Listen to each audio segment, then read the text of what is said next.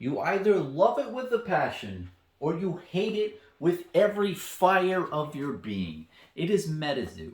And I wanted to talk to you today about like an overall analysis of the game and just give you my point of view on various different subtopics of the game because it's very fascinating, man. We are currently in the free trendies era of trading card games and collecting.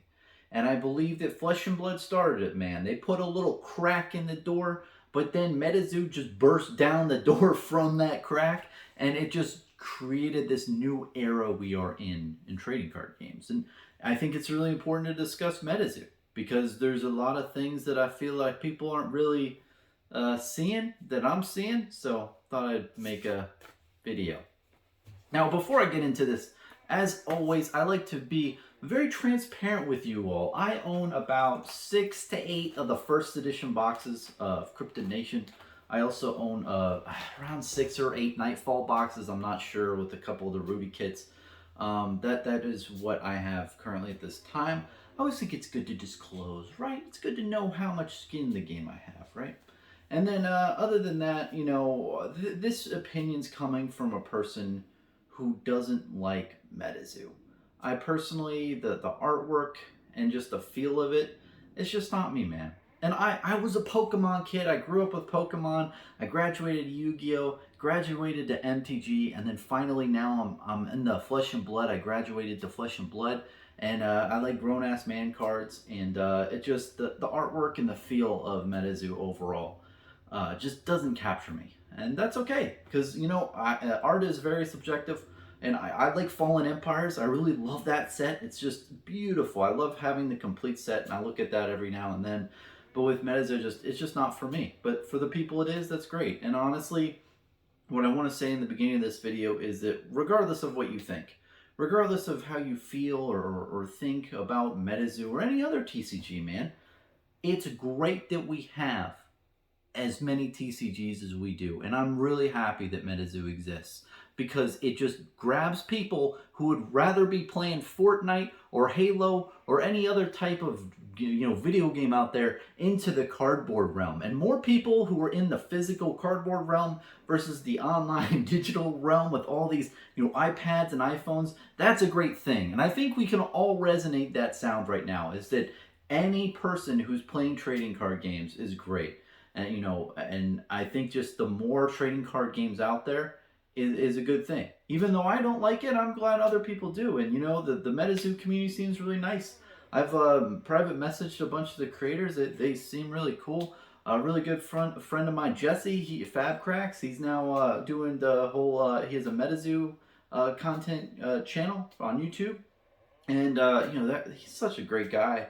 And then also there's this guy, MetaMan. I watch a lot of videos of him. You should check him out. He's not a somebody yet, but he's a somebody to me. And I don't know, he just makes good shit, and he makes me feel, you know, warm inside. But anyway, let's go into what I think of MetaZoo, and just to also plug as well. This is not financial advice. I'm just a normal guy in a normal room. This is not anything important here. I'm not giving you advice at all. This is just my normal brain looking at the internet and figuring shit out. And this is entertainment for you here.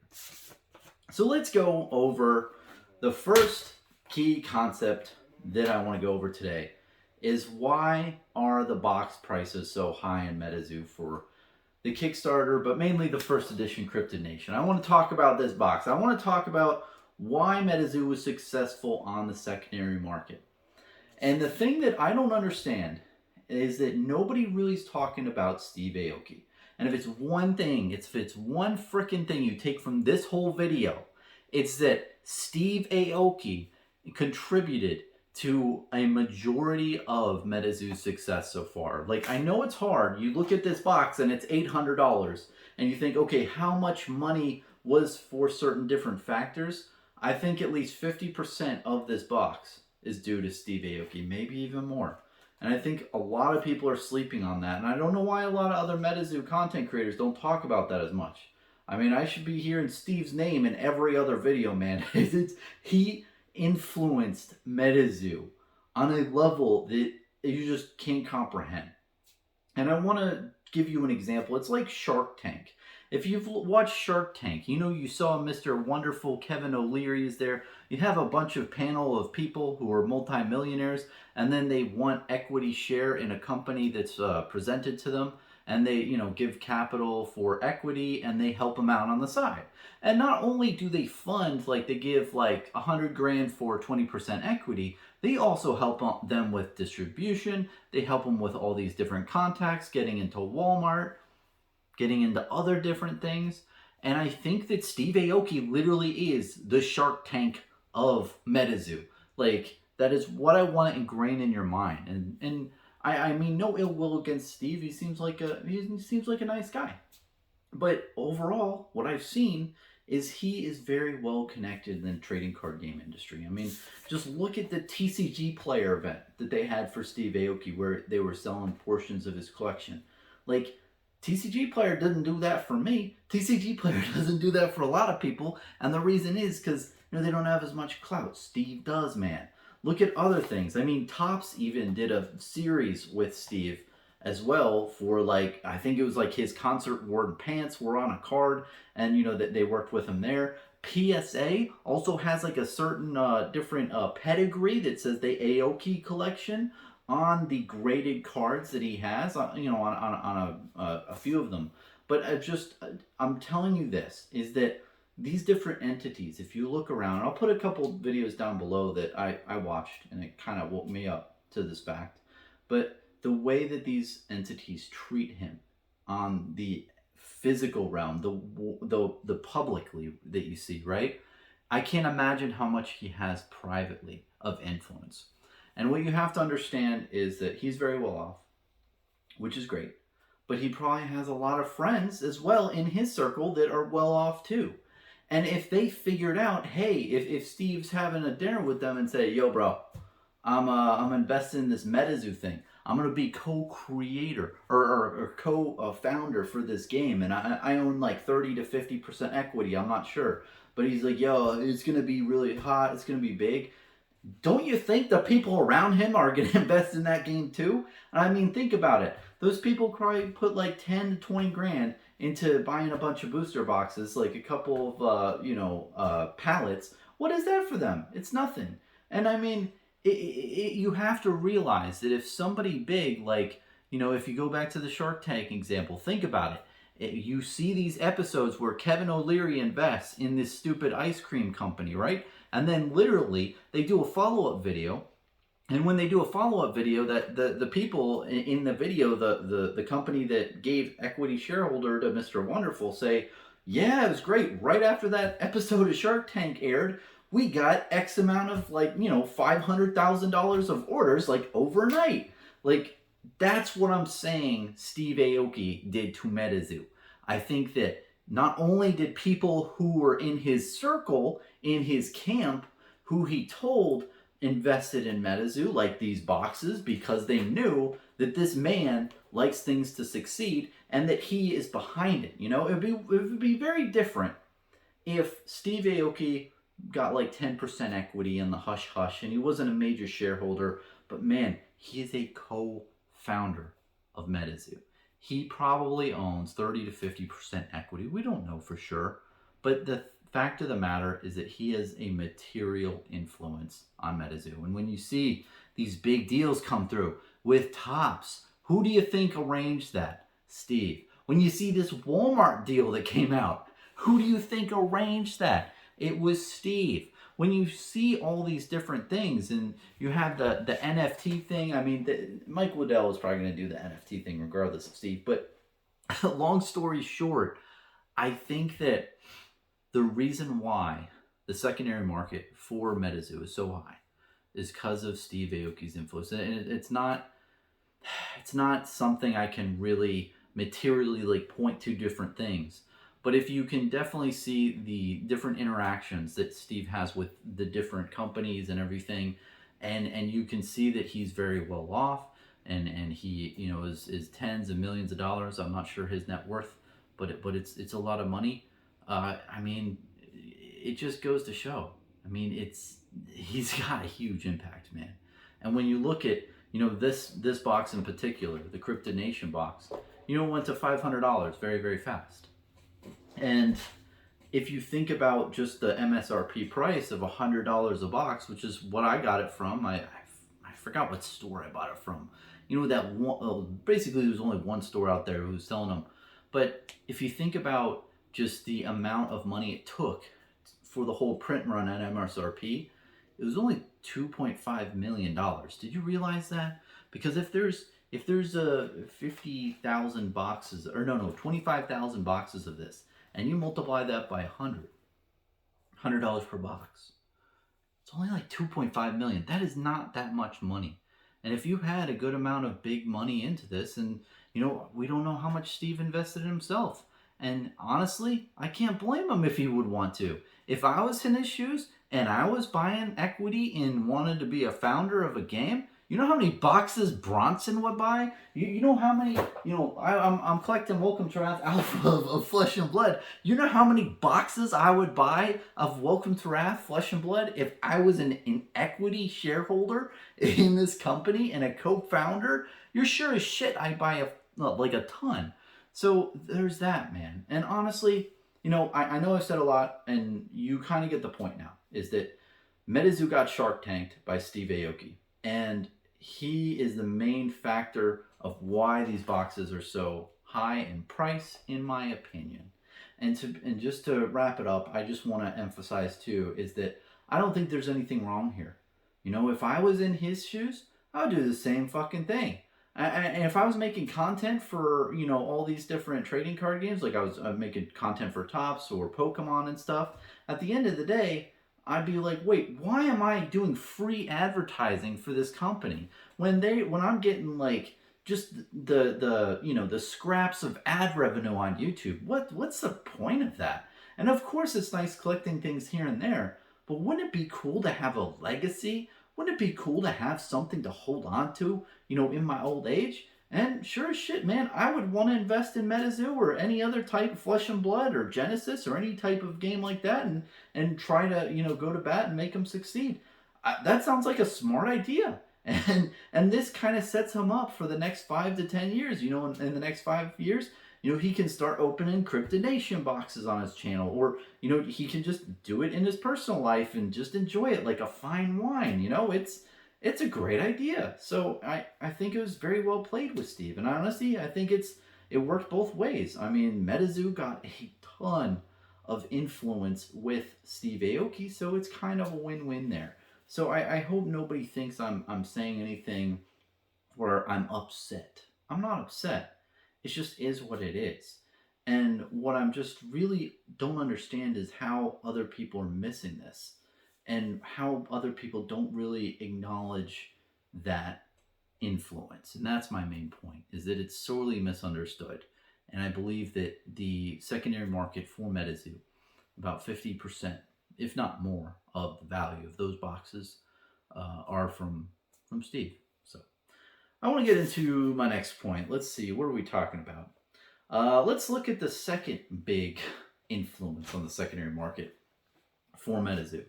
And that's, of course, my man Rudy. I don't want to go into too much. You guys know who Rudy is. He has a huge following, and he has a bunch of investors for trading card games out there.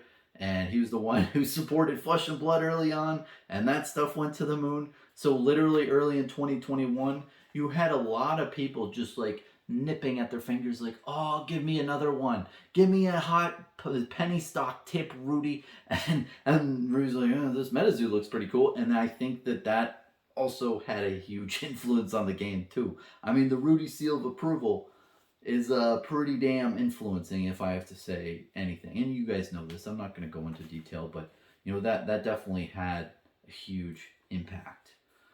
The last is the IP. Of course, this is the last big market, like secondary market impact that I see. The IP is hot, man. When you're doing a Pokemon-esque type thing, Pokemon is the hottest IP. I think it is the hottest IP of all time. I mean, it's just so iconic. It's just going to be around for generations. And having a different take on that type of artwork of the cryptid realm, and saying it's cryptids instead of Pokemon, and then having the artwork very similar, it's a smart play. It's good IP. I can see that really sustaining in the future and having people, younger individuals as well, just capture that because it looks similar. So I do think that does take into consideration. I know people are gonna argue with me and saying that's the number one thing that increases the price of these boxes. Nah, man, it's my boy Steve. Let's now go into. So I've talked about the market type things that have influenced it for MetaZoo. I want to go into the product impressions. Um, I would just want to talk about the trading card game for now. I think the box is very well designed. If I can start on a good note, the box is very well designed. I really like this tamper-proof sticker. I hope other companies do that as well because people can like resale boxes, so that's really nice. And it looks pretty. I'm not gonna lie. But other than that, I mean, just the product itself. I opened a couple other MetaZoo products. The outer portion, the packaging, it is pretty. Now, the cards are another case, man. I think the card quality is pretty poor. I don't really like how they're very cardboard-esque. They don't have any wax finish. I don't know why they wouldn't want to have some wax finish on the cards. It's very odd. It just doesn't feel good in the hands. And I guess at the end you can say, well, Bronson, you can just put it. You could sleeve that shit and you won't figure it out. Yeah, that's true. I'll give them that. But ultimately, the card quality is not very good. The actual cards, I don't like. I don't think they're very well made. Now, the one other thing that I want to note with a product design is the playmat. Now, the playmat really triggered me when I first touched it. The foam playmats for Cryptid Nation and Nightfall are just so fucking bad. It's just the foam material. I don't understand why they cheaped out on their consumers, and that really upsets me. Just the way it's made is just the worst type of material. It's not good. I mean, they really should have upgraded to the industry standard, which is rubber. And I just don't. I think honestly, there's no excuse for that. It's just they're trying to just get more money out of their consumers, and they know that they can get away with it. And I would have been a lot more accepting if Mike Waddell and team in MetaZoo created the foam playmats in Cryptid Nation, and then after that said, okay, now we're going rubber. We see that people don't like this. Now we're going rubber, which they should have done in the first place. But they didn't. And that's just a complete FU to the consumers. I'm sorry. I don't mean to be mean. And I do respect people's opinions for the most part, but you can't tell me you like playing on that playmat. It's just that bad. I mean, when I first got the Cryptid Nation one, I felt it. And I was just like, I need to sell this immediately, and sold it for like $10 under market price. I didn't care. I just wanted that out of my establishment. It's just a really, really bad product. And I've said nice things about MetaZoo. The packaging and everything is good. The card quality is not very good. But then the playmats it's just, why not use rubber? That is the biggest question. And the answer to that question is because foam is so much cheaper and they can make a lot more money that way. So anyway, that's my overall product review. Now I want to talk about, and this kind of segments into their corporate focus in MetaZoo. And you might say it's a trading card game, but I don't think so, man. I think that from what I've seen, all the areas that they're not really focused on the game itself. And I know that's a big shocker, and I know I'm going to get a lot of pushback and a lot of people debating me with this. But they are like solely focused, first and foremost, in building the MetaZoo brand, increasing the amount of customers, increasing the amount of market share. This shit is a Amazon/Uber type market strategy where they're trying to capture the biggest amount of consumers and market that they can at first. They don't care about, the game or trying to work out the mechanics at this point. Of course they do, or like they work on the game a little bit on the side, but the first and foremost thing is trying to capture the market. That's why they're printing all these t-shirts and watches and NFTs and anything else that looks mildly profitable. They will get into anything. Like, TV series, which they probably should anyway. They're trying to do everything, and I think that overall you can't argue with the strategy. If the strategy's working and the MetaZoo Corporation is profitable, you can't really knock them for that shit, you know? And if they're increasing the amount of consumers they have, and especially with this Walmart deal, holy shit, man. Think about how many more eyeballs they're going to get on this game. It is going to be great for the game overall. But I mean, there is at what cost? And that is the game and the gameplay. And I watched a MetaZoo interview recently with Mike Waddell, and he said specifically when they said, "Hey, what is MetaZoo?" He said, first it's a trading card game, but it's really what we're talking about now is multimedia franchise, and that essentially just says it all. And I'll put a link down below to that video. I don't want to misquote him, but first and foremost, this is a brand multimedia franchise trying to get out to a bunch of different things at once.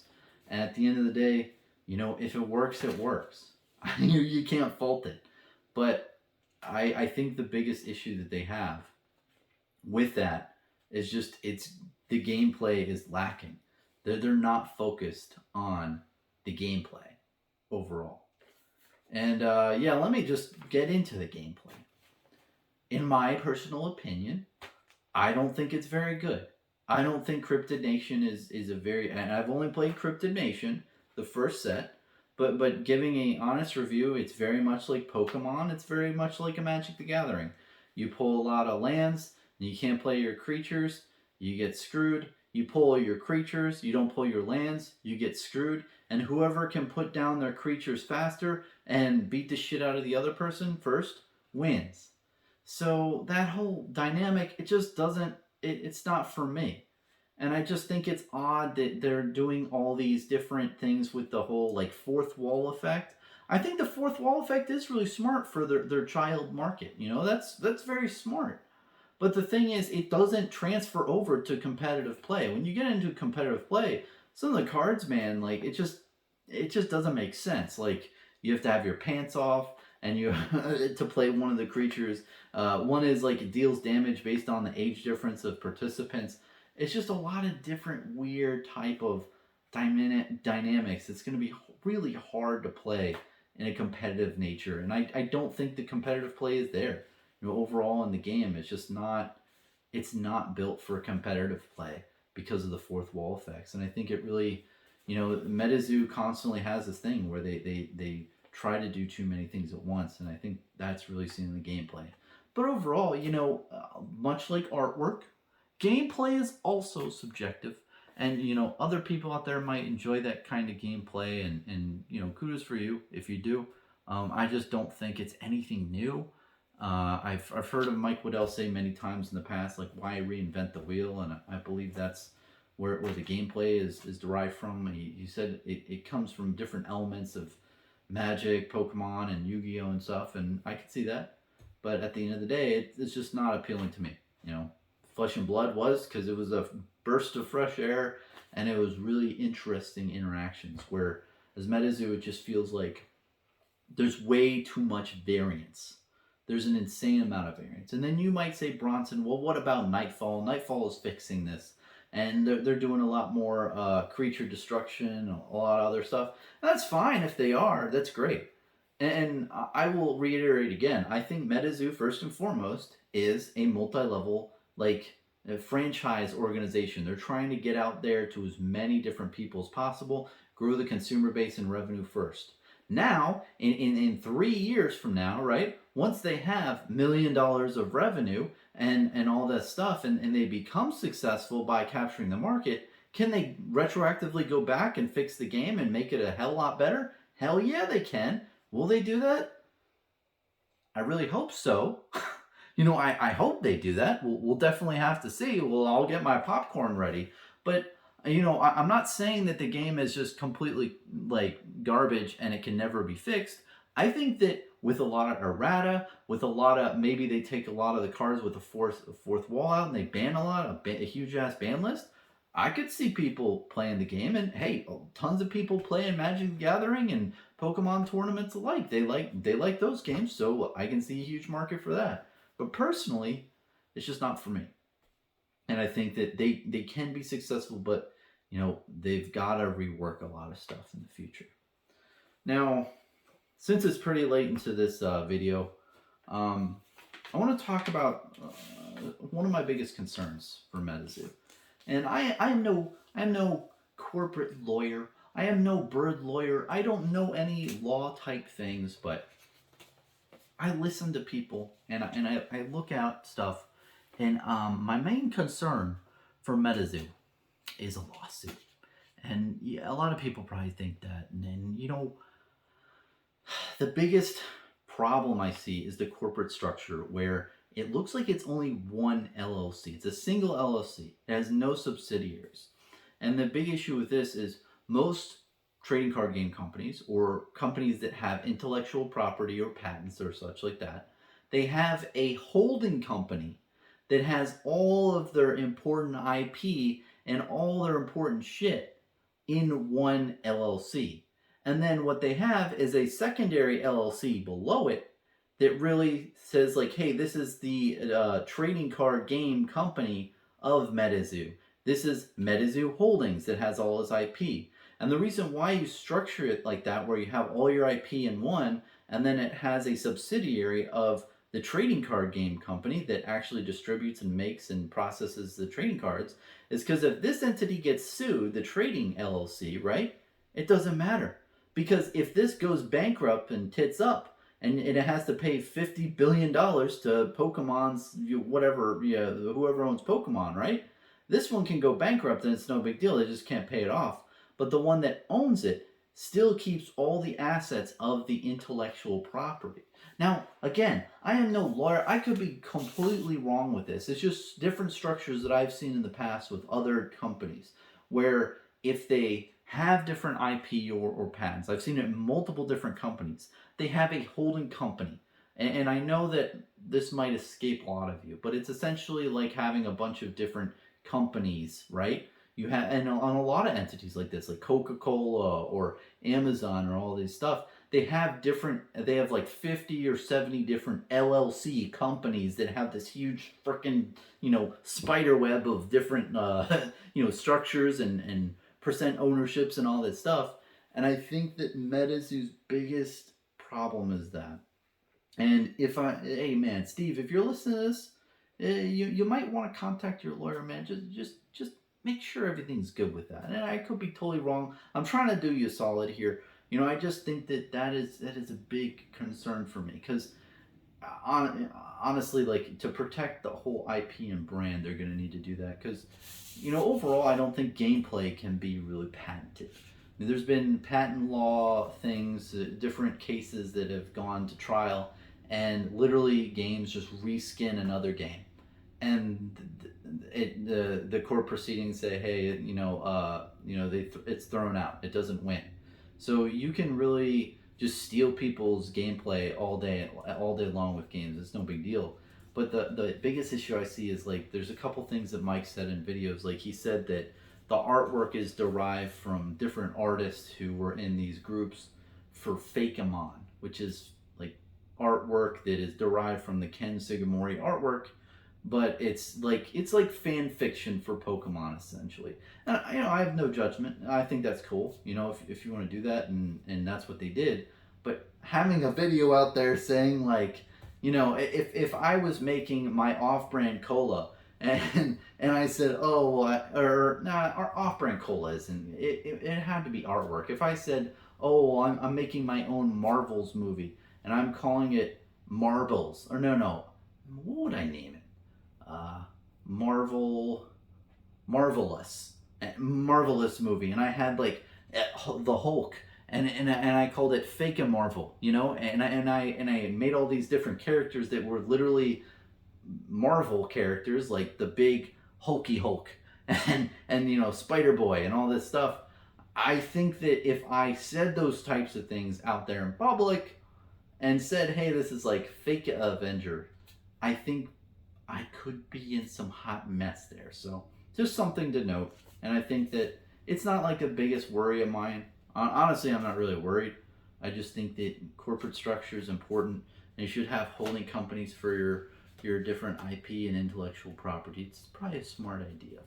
That, and do laundry pretty regularly.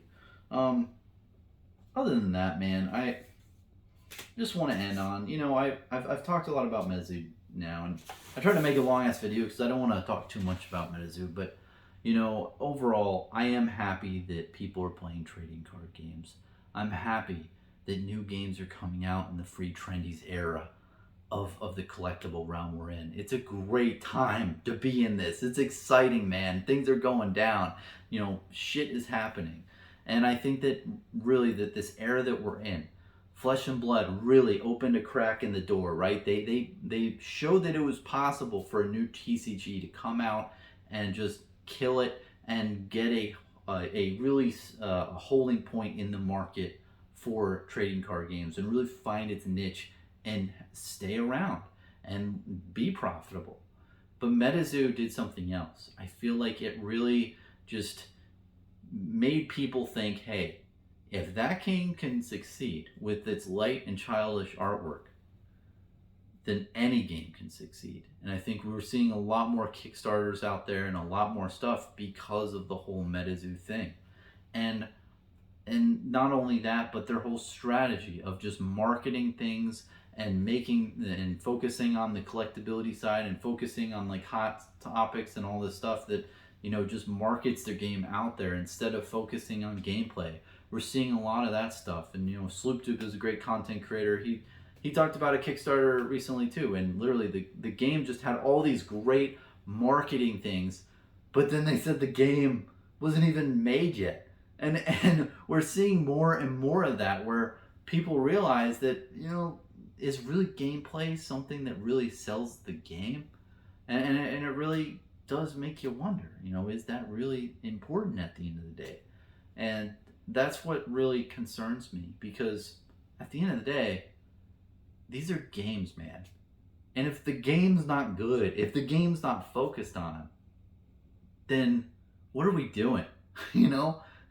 What is the purpose of all this if the game isn't, like, if we're not making really good games? And I definitely think that in this era, there's also going to be a lot of games that would have never succeeded in 2017. They wouldn't have had a hope's prayer before, like 4 years ago.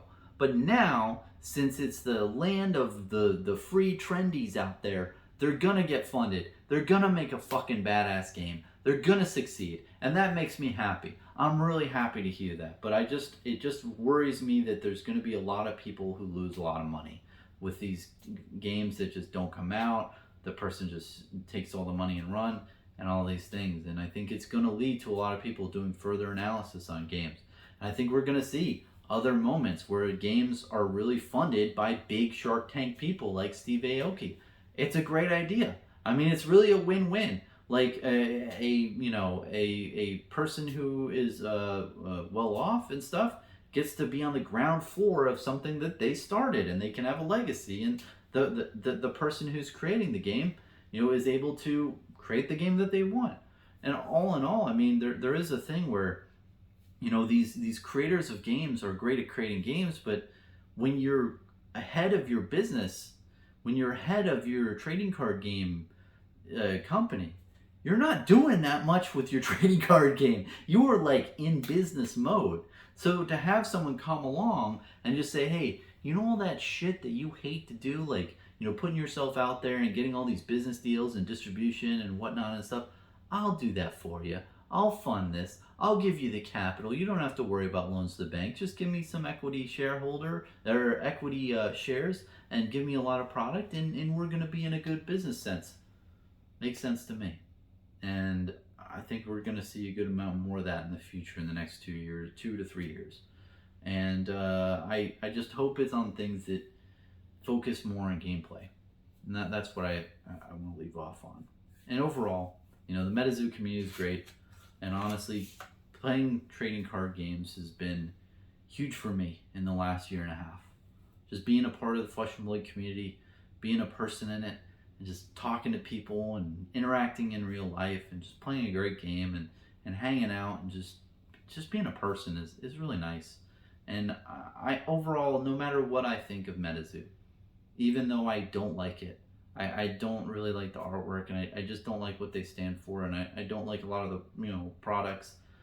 I do like that it exists, and I like that it's doing stuff in the industry, and I like how it's bringing people to the game, or bringing people to the trading card game industry. That's a huge win in my mind, and I look forward to its success in the future, and I guess we'll see where it goes. But if it's one thing I want to leave off on and summarize, is that overall, if you've seen MetaZoo and you wonder why it's so successful, look to Steve Aoki.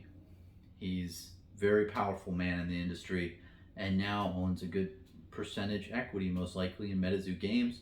He's the founder of it. He's not going to let it. He's not going to let it fail. If I was a founder of a game, I would not want it to fail, man. If that's your legacy and that's your shit, you definitely want to see your baby grow.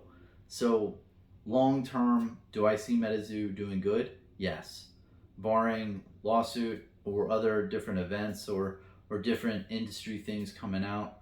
I do see very positive growth in the future for the game. The overall game itself and the gameplay is lacking. I really hope to see better focus on that in the future, and hopefully they can iron out everything that they're doing, because I honestly think that they're playing both sides of the field in a lot of things. And I think that their downfall, if anything, is going to be that they're trying to please too many people all at once, and they're not really focusing on a niche market. When you look at Flesh and Blood, they're trying to find old ass men who are, or not old ass men. I'm not going to say that, but they're catering to an older audience, 16 plus, competitive players or collectors who just want to play a great game. MetaZoo is catering to the young audience of 8 years old all the way up to 30-year-olds. They're doing like the highly collectible stuff, but they're also doing like the funny stuff, the player stuff.